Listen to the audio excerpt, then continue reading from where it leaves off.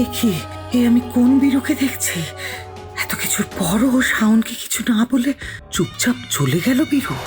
বাবা, আমি জানি তুমি আমার মুখ দেখতে পছন্দ করো না। তুমি তো বেরোচ্ছ, আমি এখন পুজো শেষ করলাম। তুমি আরতির তাপ নেবে না?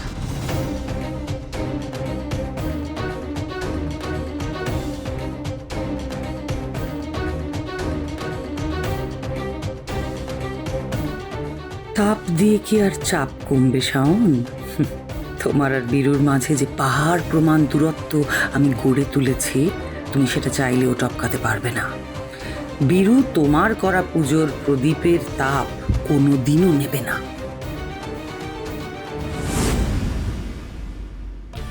আচ্ছা ভালো মা, শাওন এটা কি করে আশা করে বলো তো?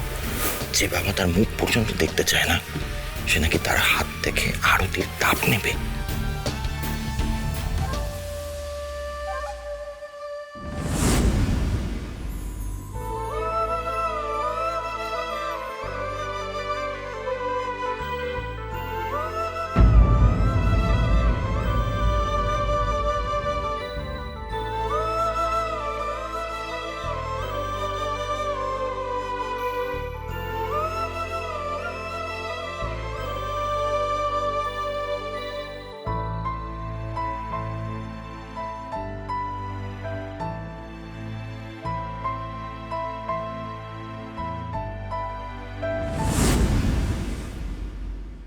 বীরু, কি হলো দেখি?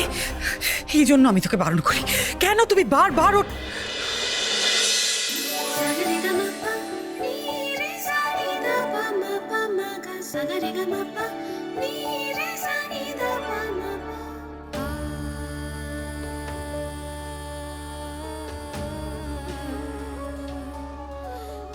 ঠাকুর, তুমি প্লিজ সামনের পাশে দেখো, কি হবে কে জানে।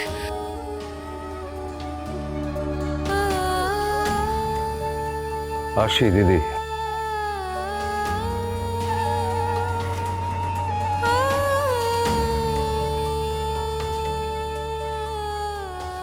এ কি, এ আমি কোন বীরুকে দেখছি? এত কিছুর পরও শাওনকে কিছু না বলে চুপচাপ চলে গেল বীরু। কাকিমা,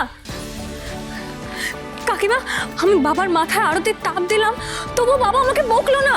না জানো কাকিমা, আমি না এত কিছু ভেবে করিনি। বাবার হাতে ছ্যাঁকা লাগলো, তাই ভাবলাম আমি বাবার মাথায় আরতির তাপটা দিয়ে দিই।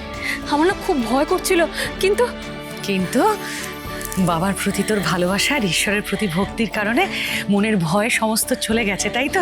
আর দেখো মুখে হাসি ফুটে উঠেছে। ঈশ্বর এইভাবেই যেন সবসময় তোর পাশে থাকেন শাওন। আর আমার বিশ্বাস, দেখবি তোর বাবার রাগ একদিন কর্পূরের মতো উবে যাবে, আর তোরও সব সমস্যা মিটে যাবে মা, আমার সোনা মেয়ে।